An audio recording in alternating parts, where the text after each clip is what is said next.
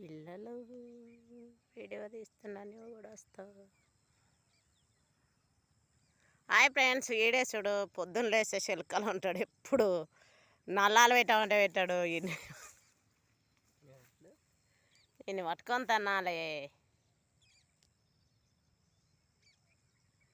ఇక్కడ రా కనబడతావు, ఇక్కడ వస్తే కనబడవు. లంచోడుక చూడు, వీడు ఇప్పుడు ముఖం కడుతున్నాడు అంటే ఎప్పుడు తింటాడు.